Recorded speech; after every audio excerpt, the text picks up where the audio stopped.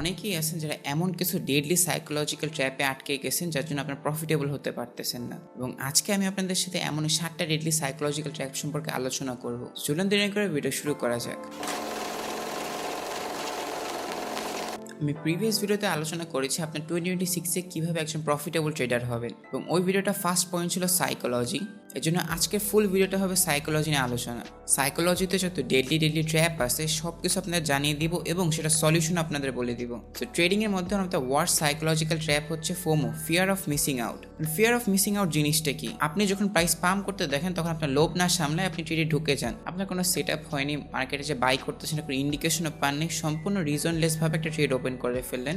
একমাত্র রিজন হচ্ছে market pump করতেছে, আপনি আপনার প্রফিটটা মিস করতে যাচ্ছেন না, এই জন্য। যেটা আমাদের ওয়ার্স্ট সাইকোলজিক্যাল ট্র্যাপ। এবং আমি জানি আমার যারা ভিউয়ার্স আছেন তারা অনেকেই এই রোগে ভুগতেছেন। সো এই রোগটা সলিউশন কি হবে? আপনি যদি একটা সেটা মিস করে ফেলেন নো প্রবলেম, মার্কেট তো কোথাও চলে যাচ্ছে না, আপনিও কোথাও চলে যাচ্ছেন না। এই জন্য যদি ভুলবশত কোনো সেট আপ কখনো মিস হয়ে যায়, ওই সেট আপে রিএন্টার করার ভুলেও ট্রাই করবেন না। যদি আপনার সেট আপ হয় তাহলে অবভিয়াসলি ট্রাই করবেন, বাট যদি সেট আপ না হয় ফোমোতে পরে ভুলেও ঢুকবেন না। এবং আপনাদের স্ট্র্যাটেজিটা আছে সেটা একটা ক্লিয়ার কাট রুলস থাকতে হবে। এই রুলসগুলো একদম পাই টু পাই ফলো করা লাগবে, স্টেপ বাই স্টেপ ফলো করা লাগবে। ধরেন এক্সাম্পল হিসেবে আপনার হাই ব্রেকআউটগুলো আপনি ট্রেড নেবেন, যতক্ষণ না হাই ব্রেকআউট করতেছে পৃথিবী ধ্বংস হয়ে গেলে আপনি ট্রেডটা নেবেন না। প্লাস আপনার স্ট্র্যাটেজির প্রতি আপনার অনেক বিশ্বাস থাকা লাগবে। আপনি কখন মূলত ফোমোতে পরে এন্ট্রি নেন? যখন আপনি দেখতেছেন আপনার প্রফিট মিস হয়ে যাচ্ছে, সেট আপ মিস হয়ে যাচ্ছে। আপনার স্ট্র্যাটেজি যদি আসলে ভালো হয় আপনি সামনে 100টা সেট আপ পাবেন, 100 বার প্রফিট করতে পারবেন। একটা সেট আপে আপনার জীবন শেষ হয়ে যাবে না। এই জন্য স্ট্র্যাটেজির প্রতি অনেক কনফিডেন্ট থাকতে হবে এবং রুলসগুলো একদম পারফেক্টলি ফলো করা লাগবে। সেট আপ হলে ট্রেড নেবেন, সেট আপ না হলে ভুলেও ট্রেড নেবেন না। আর একটা জিনিস হচ্ছে, যেহেতু আপনার বিগিনার, আপনি চাইলে ফোমো অনেক সহজে কাটিয়ে উঠতে পারবেন না। অ্যাজ এ বিগিনার সবারই ফোমো হয়, এটা স্বাভাবিক হওয়া, অস্বাভাবিক কোনো কিছু নাই। বাট অস্বাভাবিক বিষয় হচ্ছে আপনি যে না কাটিয়ে উঠতে পারেন 1 বছরের মধ্যে, আপনার এনাফ টাইমের সাথে জিনিসটা কাটিয়ে উঠতে হবে, জিনিসটা কনকার করতে হবে। এই জন্য অনেক বেশি টেনশনের কোনো কারণ নাই। আপনার আপাতত ট্রেড চালিয়ে যান, জাস্ট চেষ্টা করবেন ইমপ্রুভমেন্ট করার। কীভাবে? জার্নালিং করার মাধ্যমে। যখন আপনি আপনার ট্রেডগুলো জার্নালিং করবেন, যেগুলো ট্রেড আপনি ফোমোতে পরে এন্ট্রি নিচ্ছেন সেগুলো সুন্দর করে লিখে রাখবেন যে কেন আপনি ফোমোতে এন্ট্রি নেন, প্রফিট মিস হওয়ার কারণে, সেট আপ মিস হওয়ার কারণে, কী কারণে। নেক্সট টাইম থেকে ওগুলো জাস্ট ইমপ্রুভমেন্ট করবেন। যেহেতু আপনারা বিগিনার, আপনাদের কাজ হচ্ছে ইমপ্রুভমেন্ট করা। প্রবলেম তো সব মানুষেরই থাকে, আপনার কাজ হচ্ছে আপনি ইমপ্রুভমেন্ট করবেন যাতে সব মানুষ থেকে বেটার হইতে পারে। সো ফার্স্ট স্টেপ তো আমাদের ফোমো ছিল। সেকেন্ড স্টেপটা কী হবে? সেকেন্ড স্টেপ হচ্ছে আমাদের রিভেঞ্জ ট্রেডিং। রিভেঞ্জ ট্রেডিং মূলত কী জিনিস? আপনি যখন ট্রেডে লস করেন, আপনি লসটা রিকভার করার জন্য সাথে সাথে আরেকটা ট্রেডে এন্ট্রি নেন, which is not good at all. কারণ আপনি আপনার রুলস ভঙ্গ করতেছেন, এটা হচ্ছে সবচেয়ে মেইন কথা। ট্রেডিংয়ে যদি আপনি আপনার রুলস না মেনে চলতে পারেন, কনসিস্টেন্ট বজায় না রাখতে পারেন, তাহলে আপনি গাইস সরি টু সে জীবনে সাকসেসফুল হতে পারবেন না। আপনার রুলস একদম পাই টু পাই ফলো করা লাগবে, একদম ডিসিপ্লিনড হওয়া লাগবে। রিভেঞ্জ ট্রেডিংয়ে ধরেন আপনি একটা লস করে ফেললেন, $100 একটা লস করলেন, আপনি কী করেন 100x লেভারেজ নিয়ে 1 সেকেন্ডের মধ্যে টাকা কীভাবে তোলা যায় এটা প্ল্যানিং করতে থাকেন। এভাবে তো করলে আসলে ট্রেডিং চলবে না। আপনি কী করবেন? আপনার নেক্সট সেটআপের জন্য ওয়েট করবেন। আপনি যদি 1:2 আর রিস্ক টু রিওয়ার্ড রেশিও মেনে চলেন, আপনি টানা 2টা ট্রেডে লস করেন, 3 নম্বর ট্রেডে আপনি একটা প্রফিট করলে আপনার ফুল লস রিকভার হয়ে যাচ্ছে ইজিলি। এই জন্য রিস্ক ম্যানেজমেন্টটা অনেক ইম্পর্টেন্ট একটা বিষয়। আর কাছে আপনার কোনো টেনশন নেই না, ফান্ডামেন্টালস নিয়ে নেক্সট ভিডিওটা একদম A to Z সব কিছু বুঝিয়ে দেবো ফান্ডামেন্টালস সম্পর্কে। So stay tuned for that. So revenge trading এর সলিউশনগুলো কী হবে? ফার্স্ট অফ অল, আপনার মিনিমাম একটা ট্রেড লিমিট থাকা উচিত ডেইলি, যে আপনি 2টার বেশি ট্রেড নেবেন না অথবা 2টার বেশি লস নেবেন না। আপনি স্ক্যাল্প করেন তাহলে এই লিমিটটা অনেক বেশি হতে পারে। যদি সুইং ট্রেডিং করেন তাহলে লিমিটটা অবভিয়াসলি কম হবে। যদি ডে ট্রেডিং করেন তাহলে রাফলি 2 থেকে 3টা ট্রেড অন অ্যাভারেজ নেয় মানুষ। সো আপনি ধরেন আপনার 2টা এসএল সেট করলেন ডেইলি ম্যাক্স। আপনি যখন ফার্স্ট লসটা করে ফেলেন আপনার কাছে একটা লস থাকবে। সো আপনি ভেবে চিন্তে লসটা নেবেন, যে লসটা যদি আমি নিয়ে ফেলি তাহলে আমি সারাদিন ট্রেড করতে পারবো না, আমার A+ সেট আপ যদি নেক্সট টাইম আসে এগুলো মিস হয়ে যাবে, আপনার রিগ্রেট ফিল হবে। জন্য প্রপার এসএল লিমিট সেট করবেন একটা। অ্যান্ড ধরেন আপনার ফার্স্ট এসএলটা অনেক বড় একটা লস চলে গেছে, ভুলবশত আপনি প্রপার এক্সপেরিমেন্ট ফলো করেন নেই এই জন্য, তাহলে ওই দিন কোনো ট্রেড করবেন না। সবচেয়ে বেস্ট হচ্ছে এটা, আপনার লসের পরে ওই দিন ট্রেড করবেন না। যদি আপনার মেন্টাল প্রেশার অনেক বেশি হয়েছে তাহলে আপনি 1 সপ্তাহ রেস্ট নেন, পুরো রেস্ট নেওয়ার পরে আবার ট্রেডিং শুরু করেন, তাহলে আপনার সাইকোলজিটা ভালো থাকবে। ভালো সেট আপ আসলে ভালো ট্রেডগুলো নিতে পারবেন। ভালো সেট আপ আপনি খারাপ সেট আপ বানাই ট্রেড নিয়ে নিয়েছেন, লাস্টে আলটিমেটলি লসে চলে গেছে, হুইচ ইজ নট গুড। এবং একটা জিনিস মাথায় রাখতে হবে, accept losses cause it's part of trading. আপনি যে লস একসেপ্ট না করতে পারেন আপনি একজন আসল ট্রেডার না। কোনো পার্সনের 100% উইন রেট হয় না। আপনার ধরেন উইন রেট লেসে 70%। সো আপনি 100টা ট্রেড নেন, তার মধ্যে 70টা অনলি উইন করবেন, 30টা লস করবেন। সো ওই এক্সাম্পল যদি 10টা ট্রেড নেন তাহলে 7টা ট্রেড উইন করবেন এবং 3টা ট্রেড লস করবেন। 3টা ট্রেড লস করতেই পারেন গাইস, নো প্রবলেম। তো আপনার 50% উইন, তাহলে 5টা উইন করবেন, 5টা লস করবেন। So loss is part of trading. তাই লস নিয়ে অনেক বেশি মাথা ঘামানো যাবে না, লস হলে স্কেয়ার্ডও হওয়া যাবে না। আপনার যদি 70% উইন রেট হয় তাহলে টানা 3টা ট্রেড ইজিলি লসে যেতে পারে। যদি 50% উইন রেট হয় তাহলে টানা 5টা ট্রেড ইজিলি লসে যাইতে পারে। এটা ম্যাথমেটিক্যালি প্রুভেন, আর ম্যাথ করে আপনি ডিনাই করতে পারবেন না। এই জন্য আপনার উইন রেট অনুযায়ী যদি আপনার টানা ওই হিসেবে লসে যাচ্ছে তাহলে টেনশন কোনো কারণ নেই। ওটা 100-1000 ট্রেডের মধ্যে ইজিলি রিকভার হয়ে যাবে যদি আপনার স্ট্র্যাটেজিটা ঠিকঠাক থাকে। অ্যান্ড অবভিয়াসলি একটা জিনিস হচ্ছে জার্নালিং করবেন। জার্নালিং করার মাধ্যমে ওই যে রিভেঞ্জ ট্রেডগুলো যেগুলো নিয়েছেন আর কি, ওগুলো বুঝতে পারবেন আপনি বড় লসের পরে রিভেঞ্জ ট্রেড করে নিয়েছেন নাকি আপনার সেট আপ মিস করে ফেলছেন, ওই জন্য রিভেঞ্জ ট্রেড নিয়েছেন। অনেক সময় সে FOMO and revenge trade mix করে মানুষ ট্রেড নেয়, মানে সে লস খাইছে আরটা সেট আপ দেখতেছে, সে প্রফিটটা মিস করতে যাচ্ছে না, উপর লস যেহেতু করছে রিভেঞ্জ ট্রেডও করতে যাচ্ছে, মানে একদম হজবরল একটা অবস্থা হয়ে যায়। এই জন্য প্রত্যেক শুক্রবার অথবা আপনার যে কোনো একটা দিন চয়েস করে ওই দিন সব রিভিউ করবেন জার্নালিংগুলো, যে কোথায় কোথায় ভুল হয়েছে ওগুলো ইম্প্রুভমেন্ট করবেন।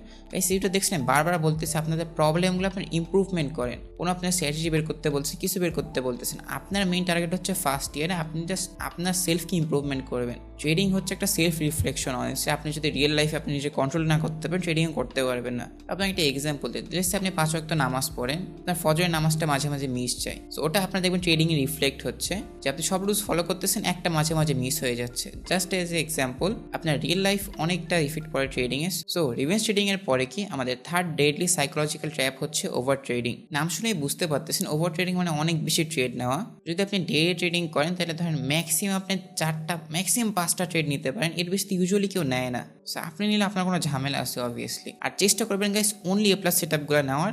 আপনার সেট আপগুলোর ক্যাটাগরাইজ করবেন যে এটা A+ সেট আপ, এটা B+ সেট আপ, এটা অনলি A সেট আপ, এটা ফেল সেট আপ একেবারে, ঠিক আছে। ক্যাটাগরাইজ করে জাস্ট A+ সেট আপগুলো নেবেন। আপনি কম ট্রেড নেন বাট ভালো ট্রেডিং করে নেন। ট্রেডিং হচ্ছে একটা মাত্র সেক্টর যেখানে ভলিউম ম্যাটার করে না, কোয়ালিটি ম্যাটার করে। আপনি যদি কোয়ালিটিফুল ট্রেড নেন সেটা লং টার্মে আপনার অনেক বেশি প্রফিট হবে। সো ওভার ট্রেডিং যারা করে তাদের কিছু গুণ বলি। ফার্স্ট অফ অল এরা পুরো এডিক্টেড, এক কথায় চার্ট সারাদিন না দেখলে ভালো লাগে না।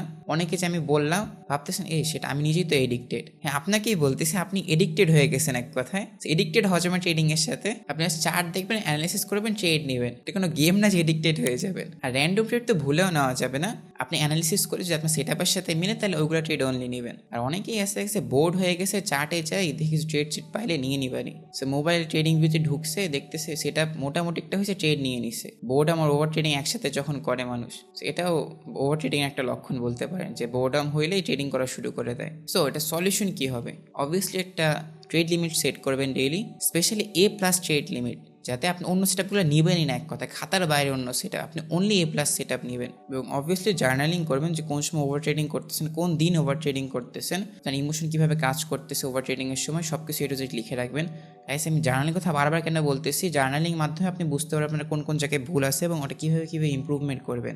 সো ফাইনালি আপনি A+ সেট আপ আইডেন্টিফাই করবেন এবং only take A+ set up from now on. Let's আপনি ডেইলি ম্যাক্সিমাম 3টা A+ সেট আপ নেবেন, এর বেশি ট্রেডই নেবেন না। আর এসএল লিমিট হচ্ছে একটা। লাস্ট অবভিয়াসলি সব কিছু একবার সামারাইজ করে বলবো, তাই অত বেশি টেনশন নেই। আর যেহেতু ভিডিও চ্যাপ্টারে করে দেওয়া আছে, আপনার যদি কোনো জায়গায় কোনো ডাউট থেকে থাকে আপনি চ্যাপ্টারে যেয়ে ওই পার্টটুকু আবার দেখতে পারেন। সো ওভার ট্রেডিং এর পর one of the most deadliest trap of psychology হচ্ছে হেজিটেশন। এখন আমি এটা one of the most deadliest কেন বললাম, FOMO, revenge trading, over trading সব কিছুই মানলাম, সব কিছু আপনি ইম্প্রুভমেন্ট করতে পারবেন। হেজিটেশন আপনার সাইকোলজিক্যাল বিষয় না, হেজিটেশন আপনার ডাটার বিষয়। ডাটার বিষয় বলতে কি বোঝাচ্ছি? হেজিটেশন কখন আসে? আপনার সেটআপের প্রতি আপনার কনফিডেন্ট নাই। কনফিডেন্স না থাকার কারণ কি আপনার কি মনে হয়? আর আপনার কাছে এনাফ ডাটা নেই, আপনি এনাফ ট্রেড নেই কনফিডেন্স আনার জন্য। আপনার মিনিমাম 1000 ট্রেড নেওয়া উচিত ইন্টারমিডিয়েট ট্রেডার হিসাবে। যেহেতু আপনার বিগিনার, সো আপনি একদম কম পক্ষে হলে 100টা ট্রেডের একদম লিস্টেড ডাটা থাকা লাগবে, যে আমি এই দিন এই ট্রেডটা নিছি, এটা এত আর প্রফিট করছি, এই দিন এই ট্রেড নিছি, এটা এত আর লস করছি। সব কিছু লিস্টেড ডাটা থাকা লাগবে, যাতে আপনি ওই ডাটাগুলো যখন রিভিউ করবেন দেখবেন যে আমি 100টা ট্রেড নিছি, আর 50টা প্রফিট হয়েছে, বাকি 50টা লস হয়েছে, না আমার তো ঠিক আছে, আমি তো প্রফিটেবল। তখন আপনার কনফিডেন্সটা আসবে আপনার স্ট্র্যাটেজির প্রতি। হেজিটেশন মূলত আসে যখন আপনার স্ট্র্যাটেজির প্রতি আপনার কনফিডেন্স থাকে না। এবং কনফিডেন্সটা কীভাবে আনবেন? অবভিয়াসলি ব্যাক টেস্টের মাধ্যমে এবং লাইভ টেস্টের মাধ্যমে। হেজিটেশন আসা আরও কিছু থটস বলি। আপনি ভাবতে পারেন যদি ট্রেডটা ভালো না হয়, যদি ট্রেডটা ফেল করে, এরকম থটস কেন আসে, কী মনে হয়?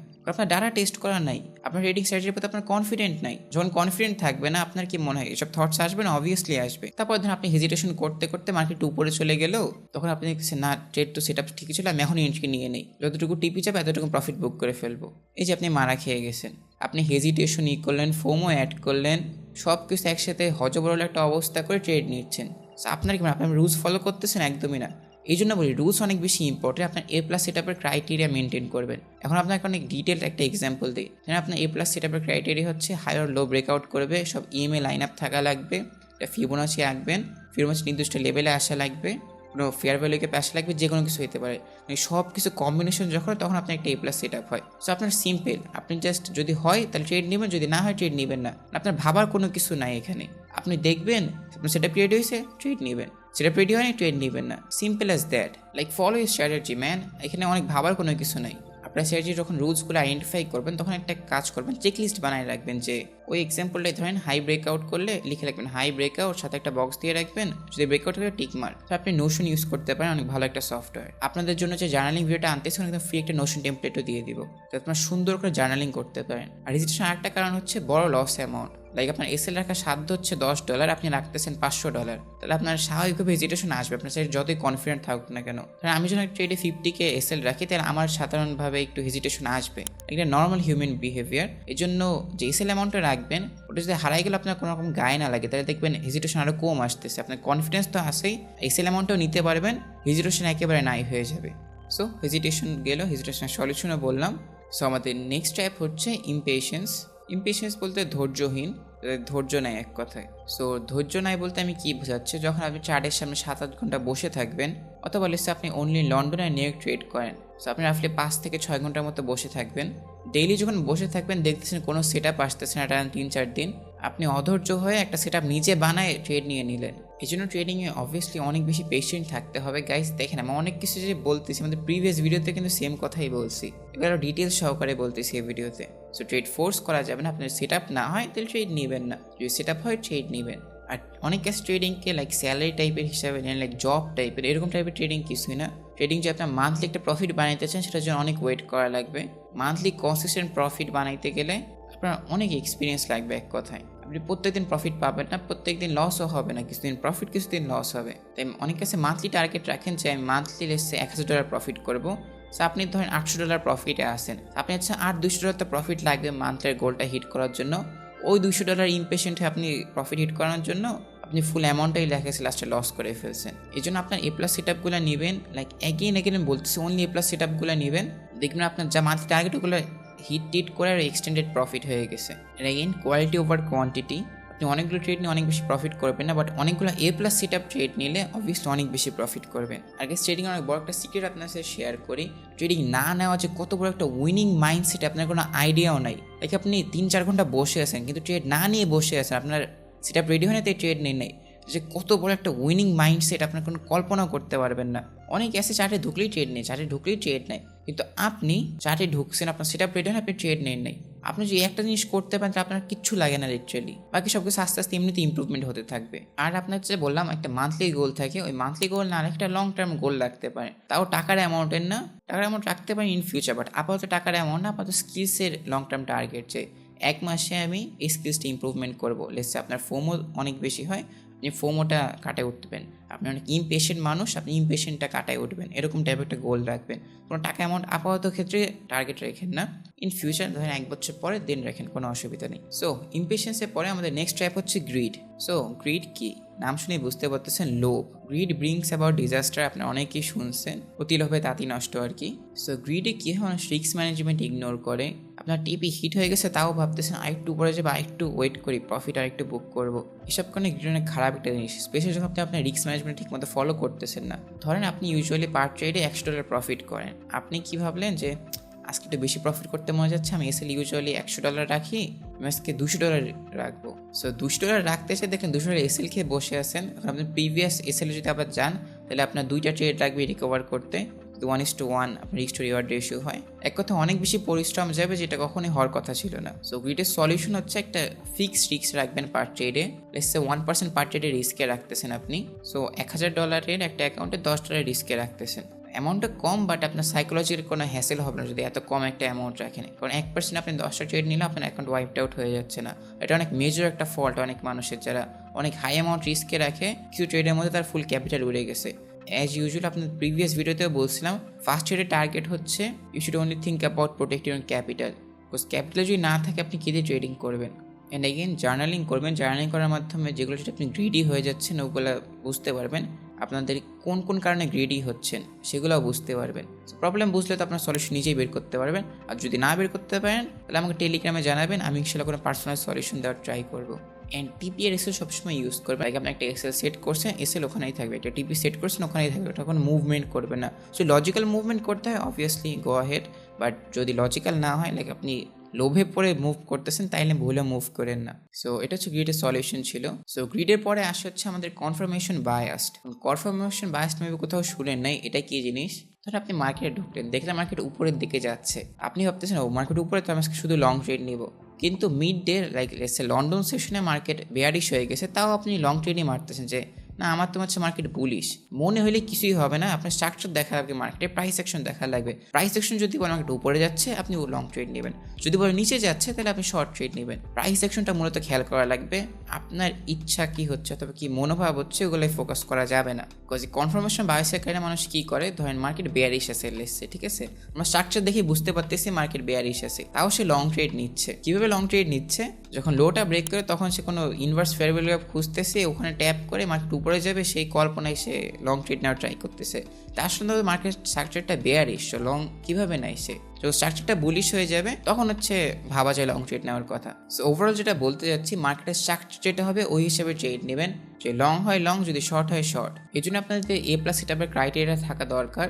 বস এ প্লাস সেটআপের ক্রাইটেরিয়া যখনই মিলবে তখন আপনি লং অথবা শর্ট ট্রেড নিয়ে নেবেন, কোনো অন্য কিছু দেখা লাগতেছে না আপনার এক কথায়। ধরেন আপনি একটা simple fair value gap strategy follow করেন, যখন কোনো হাই ব্রেকআউট দেয় তখন আপনি নিচে ইম্পর্টেন্ট যে ফেয়ার ভ্যালু গ্যাপগুলো থাকে যে কোনো একটা টাচ করার জন্য আপনি ওয়েট করেন। সো আপনার দুইটা রুলস আছে, একটা হচ্ছে হাই ব্রেকআউট দেওয়া লাগবে অথবা লো ব্রেকআউট দেওয়া লাগবে, দেন ইম্পর্টেন্ট কোনো ফেয়ার ভ্যালু গ্যাপে আসা লাগবে, কোনো ইমব্যালেন্সে আসা লাগবে। সো এই দুটো রুলস যখন আপনি ফলো করবেন, মার্কেট আকাশে যাক চাঁদে যাক যেখানে যাক আপনি আপনার রুলস স্টিক করতেছেন। মার্কেট হাই ব্রেক করছে, ফেয়ার ভ্যালু গ্যাপে আমি ট্রেড নিয়ে নিছি, মার্কেট বুলিশ বেয়ারিশ আমার কোনো দেখার দরকার না, আমার দুইটা রুলস আমি দুইটা রুলসই ফলো করবো। সেরকম রুলস আইডেন্টিফাই করবেন, ওটা করার মাধ্যমে আপনি ইজিলি যে কোনো ধরনের সাইকোলজিক্যাল ট্র্যাপ থেকে ইজিলি বাঁচতে পারবেন। সিম্পলভাবে আপনি অলমোস্ট সবগুলো ট্র্যাপ থেকে বাঁচতে পারতেছেন। Just define a plus set up, stick to your rules, আর আমাকে সাবস্ক্রাইব করবেন, হয়ে গেল।